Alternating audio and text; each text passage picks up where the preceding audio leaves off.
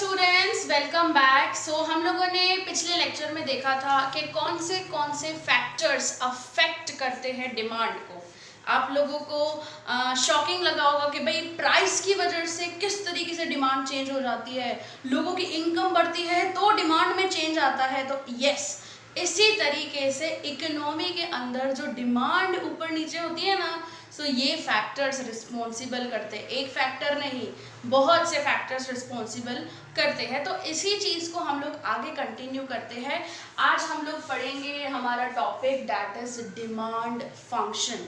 Actually क्या किया है, जो भी फैक्टर्स अफेक्ट करते हैं ना, वो फैक्टर्स एक साइड यहाँ पे आ जाते हैं, एक इक्वेशन में यहाँ पे हम लोग ले लेते हैं, जिसको हम लोग यहाँ पे क्या बोल रहे हैं, as a demand function. This is your actually demand function. हम लोग ऊपर डिफाइन पढ़ेंगे उस चीज़ की, लेकिन ये जो आपको एज आप देख रहे होंगे, यार ये तो इक्वेशन आ गई, मैथ्स आ गया इधर।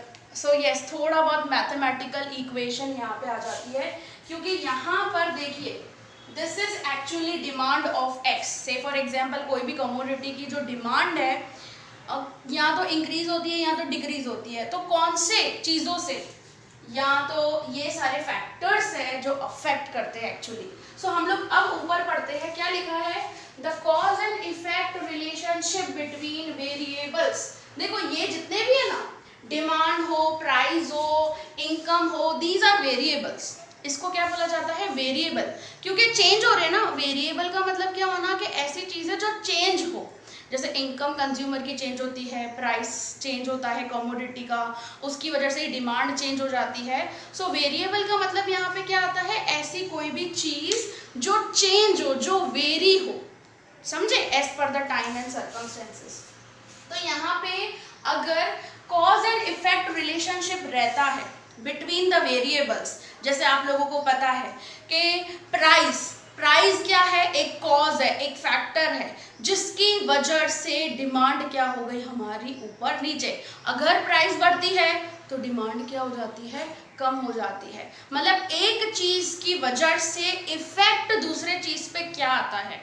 सो देयर आर टू वेरिएबल्स। हम लोग यहाँ पे अज्यूम करते हैं जो प्राइस और डिमांड, ये दो वेरिएबल्स, एक क्या है कॉज, एक क्या है कॉज, क्योंकि फैक्टर, प्राइस क्या है, फैक्टर और अ कॉज है, ठीक है।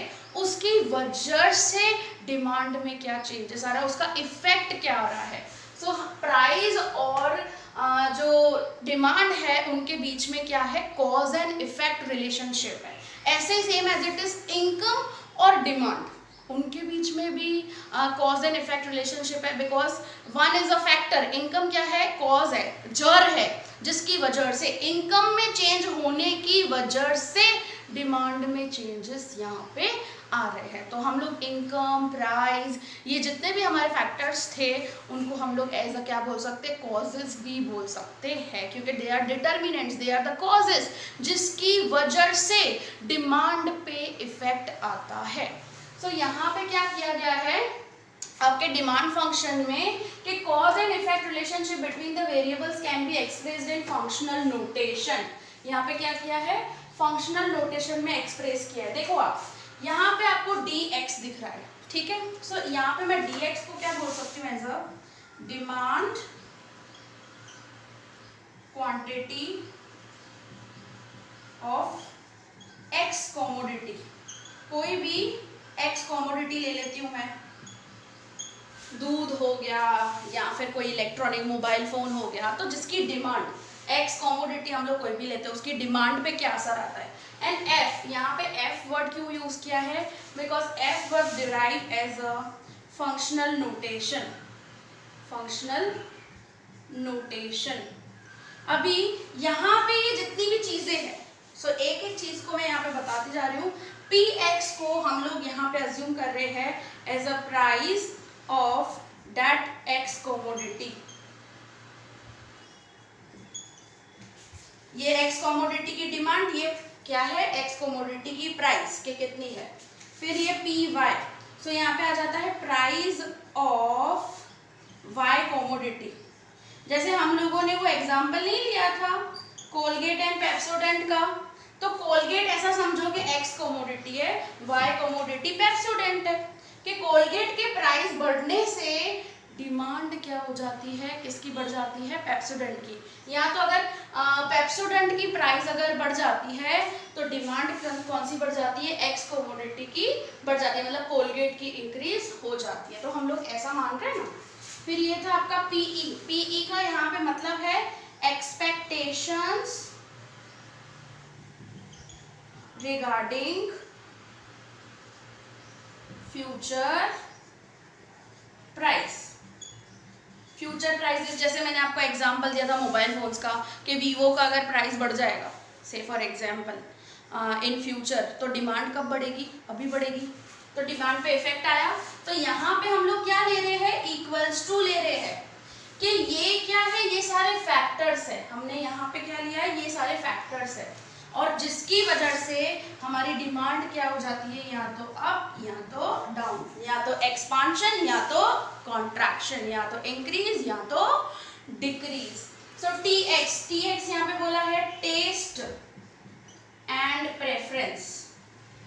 क्या बोला है यहाँ पे, TX, taste and preference of X commodity. जैसे कोलगेट का क्या टेस्ट एंड प्रेफरेंस है, ठीक है, कस्टमर का। फिर वाई, इकोनॉमिक्स में है ना, वाई जो हम लोग लेते हैं ना, सपोज करते हैं, वो किसको करते हैं हम लोग, इनकम को। जो कस्टमर की इनकम होती है ना, उसको हम लोग एज अ इकोनॉमिक्स में वाई कंसीडर्ड करते हैं। फिर यू, यू यहाँ पे आ जाता है एनी अदर फैक्टर्स, कोई भी दूसरे फैक्टर्स। अभी यहाँ पे क्या किया है, जितने भी आपने फैक्टर्स पढ़े थे वो हमने क्या किया है, एज अ फंक्शनल नोटेशन, मतलब एक साइड सारे फैक्टर्स रखे हैं। ये फैक्टर्स की वजह से या तो मेरी डिमांड एक्सपांड होगी या तो मेरी डिमांड कॉन्स्ट्रैक्ट होगी, मतलब कोलगेट की या तो डिमांड ऊपर जाएगी या तो डिमांड कम होगी। सो यहाँ पे ये फैक्टर्स अफेक्ट करते हैं डिमांड को, ये सारे फैक्टर्स। देखो अभी इसकी डिफाइन, अगर आपको पूछते हैं 1 मार्क में कि write down the define of demand function, तो उसको डिफाइन कैसे लिखेंगे अपने, अ demand function is a mathematical equation. यहाँ पे क्योंकि क्या आ रहा है, इक्वल्स टू आ रहा है, और यहाँ पे एक साइड क्या है, ये सारे कॉजेस है, ये सारे क्या है, कॉजेस है, या जिसको हम लोग फैक्टर्स भी बोलते हैं, ये सारे फैक्टर्स है या तो कॉजेस है। इसका इफेक्ट, डिमांड क्या है यहाँ पे, इफेक्ट। सो यहाँ पे मैथमेटिकल इक्वेशन में आपको यहाँ पे प्रोवाइड किया है डिमांड फंक्शन विच एक्सप्रेसेस, क्या एक्सप्रेस कर रहा है, the demand of a product और अ सर्विस।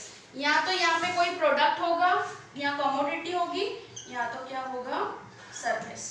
सो कमोडिटी भी हो सकती है, मतलब प्रोडक्ट भी हो सकता है, या तो सर्विसेज भी हो सकती है। So demand of a product और a service as a function of its price, यहाँ पे क्या हो जा रहा है, डिमांड के इक्वल्स टू में सारे क्या आ जा रहे हैं, causes, as a function of its price, या तो प्राइस होगा या तो अदर फैक्टर्स। अदर फैक्टर्स जैसे प्राइस ऑफ रिलेटेबल, जैसे सब्स्टिट्यूट, कॉम्प्लीमेंट्री गुड्स, हमारे इसमें आ जाता है ना वाई। जैसे मैंने सब्स्टिट्यूट में आपको बताया था कि कोलगेट और पेप्सोडेंट, और कॉम्प्लीमेंट्री भी गुड्स आ जाता है, जैसे बर्गर के साथ हम लोग फ्रेंच फ्राइज लेते हैं, तो price of that French fries कैसे आएगा, तो दोनों चीजें आती है, सब्स्टिट्यूट भी कॉम्प्लीमेंट्री भी, प्लस इनकम एक्सेट्रा। सो ये जितने भी कॉजेस है, देखो अभी आपको समझ में आ रहा होगा इस चीज का, कॉज एंड इफेक्ट। सो ये सारे क्या है, कॉजेस है, सारे के सारे क्या है, कॉजेस है, जिसकी वजह से इफेक्ट आता है डिमांड के ऊपर। सो ये जितने भी है सब वेरिएबल्स है। अगर ये वेरिएबल्स का रिलेशनशिप लेते हैं हम लोग इन अ फंक्शनल नोटेशन, उसको भी हम लोग क्या टर्म कर सकते हैं, एज अ डिमांड फंक्शन। कुछ नहीं किया है, बहुत सिंपल सा है, आपको दिया है सिर्फ जितने भी फैक्टर्स थे उन फैक्टर्स को एक साइड कर दूं, प्राइस ऑफ एक्स कमोडिटी हो, प्राइस ऑफ वाई कमोडिटी हो, एक्सपेक्टेशन रिगार्डिंग फ्यूचर, जितने भी हम लोगों ने फैक्टर्स पढ़े ना, इनकम ऑफ अ कंज्यूमर, ये सारे फैक्टर्स को एक साइड करो। ये फैक्टर्स की वजह से डिमांड में क्या चेंज आता है, बस उस चीज को हम लोगों ने क्या किया है, एज अ मैथमेटिकल इक्वेशन में रख दिया है, सिंपल। उसको हम लोग बोलते हैं डिमांड फंक्शन। क्लियर, एकदम बहुत इजी कंसेप्ट है, ठीक है। So that that's it about this lecture. So thank you. Have a nice day.